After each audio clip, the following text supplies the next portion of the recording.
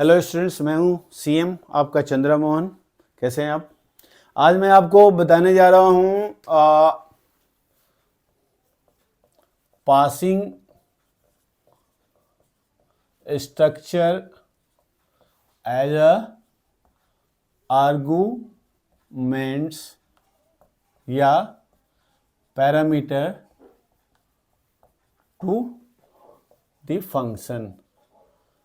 अभी तक हमने क्या देखा? अभी तक हमने देखा कि हम फंक्शन में वेरिएबल पास करते थे। हम आपको एरे पास भी करके दिखाया। अब हम स्ट्रक्चर कैसे पास करते हैं वो दिखाते हैं आपको। तो हमारा जो पासिंग का सिंटैक्स होगा, सिंटैक्स वो होगा, सपोज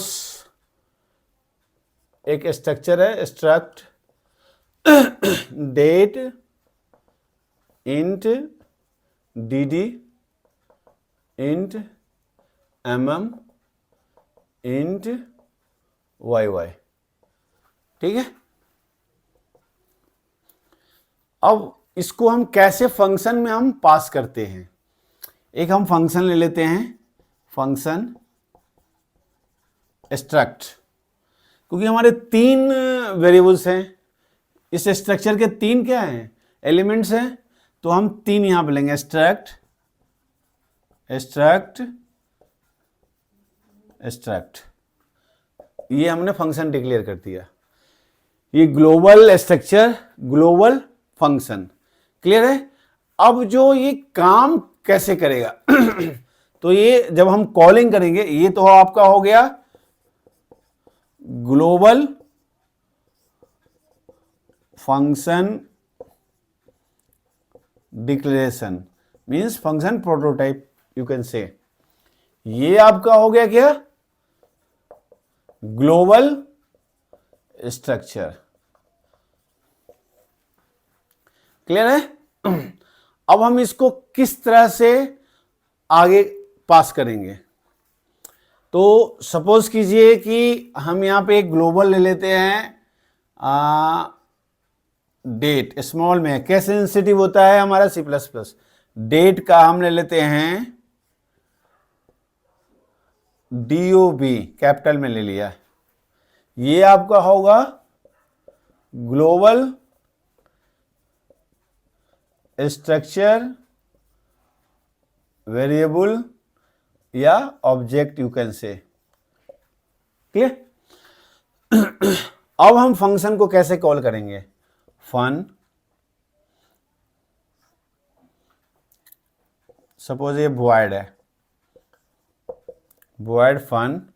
यहां पे date of birth dot dd, date of birth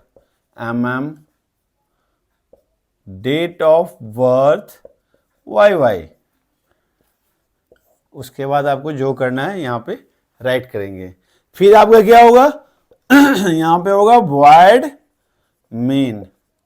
main हमेशा किसी भी प्रोग्राम में मेन फंक्शन होगा ही होगा, एक और एक ही होगा। And you can call fun. ठीक है?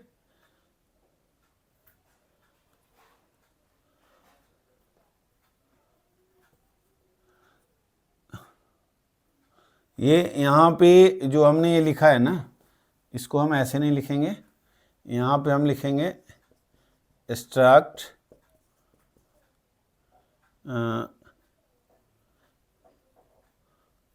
या हम यहां पे यही लिखेंगे डेट ऑफ बर्थ। अभी यही चलते हैं, date of birth dd date of birth dot mm date of birth dot yy। ठीक है? और इस फंक्शन को हम मेन में हम कॉल कर लेंगे। क्लियर?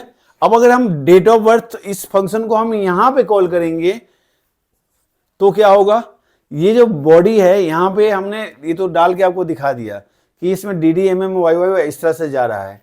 तो यहां पे जब हम कॉल करेंगे इस फंक्शन को तो यहां भी इसका क्या होगा? पैरामीटर्स होंगे जो यहां से पास होंगे। तो अब यहां पे हम ले लेते हैं इंट डी, इसलिए हमने उसको मिटाया था कि हम यहाँ पे यहीं पे करके दिखाना चाहते थे। तो डी कॉमा, यहाँ पे हम ले लेते हैं 25 mm 10 comma and YY equal to 82 ऐसा कुछ लिया हमने। अब यहाँ पे हम इसको पास कराएंगे, तो इस वाले स्ट्रक्चर जो है हमारा डेट, ये ग्लोबल है तो डेट यहाँ पे हम डी कर लेते हैं। अब यहाँ पे D dot mm D dot YY, ठीक है, ये हमारा। उसके बाद जो स्टेटमेंट आपको लिखना है यहाँ पे लिख सकते हैं, क्योंकि ये वॉइड है तो there is no need of return. ये हो गया फंक्शन। अब यहाँ से जो 20, सबसे पहले कंपाइलर कहाँ जाता है, यहाँ पे आएगा। यहाँ पे डी में 25 mm में 10 और YY में 82 डाल देगा। और डेट जो है हमारा, डेट DAT है, डेट का एक ऑब्जेक्ट बना लेगा। डेट क्या है हमारा, एक स्ट्रक्चर है, ग्लोबल है, हम यहाँ भी इसको यूज कर सकते हैं। तो उसने डेट का डी बना दिया। डी में हमारा जो डी MM YY है ये पास कर दिया। जैसे ही पास किया तो ये सबसे पहले ढूंढेगा ये है कहाँ पे स्ट्रक्चर, ये फंक्शन है कहाँ, तो उसे एक फंक्शन मिलेगा यहाँ पे स्ट्रक्चर। तो ये ओके, कंपाइलर को मिल गया ओके। तब ये यहाँ पे कोई एरर नहीं दिखाएगा, नहीं तो फंक्शन प्रोटोटाइप का एरर शो करता है अगर आप ये डिक्लेयर नहीं करेंगे। तब यहाँ से पहले यहाँ जाएगा, देखेगा है, फिर से यहाँ आ जाएगा। अब ये पास करेगा, पास जैसे ही करेगा तो बॉडी ढूंढेगा। This is the body of function. ये आपको बता चुके हैं कि बॉडी फंक्शन का है, ठीक है, बॉडी फंक्शन का है। तो ये कोरस्पॉन्डिंग इसमें डाल देगा डी का डेट ऑफ बर्थ के डी में डाल देगा, MM में डाल देगा, YY में डाल देगा। उसके बाद आपको यहाँ पे जो कराने हैं, सी आउट कराने हैं, वो आप यहाँ पे करा सकते हैं। तो इस तरह से हमने क्या देखा कि passing structure as a arguments to the function. किसी भी फंक्शन में किस तरह से हम किसी भी स्ट्रक्चर को पास करते हैं। आइदर स्ट्रक्चर आपका ग्लोबल भी हो सकता है, या स्ट्रक्चर आप मेन में डिक्लेयर कर सकते थे। ये स्ट्रक्चर मेन में डिक्लेयर कर देते और यहाँ पे डी उसका बना देते, तो वो हमारा होता है लोकल होता। तो यहाँ से हम ये भी तो फंक्शन इसका है, तो ये हम ग्लोबल फंक्शन भी ले सकते हैं और यहाँ पे लोकल फंक्शन भी डिक्लेयर कर सकते थे। तो किसी भी केस में आप कैसे भी कर सकते हैं, ठीक है। तो ये हमारा आज की क्लास थी, passing structure to the function. Next one is इसको नोट कीजिए,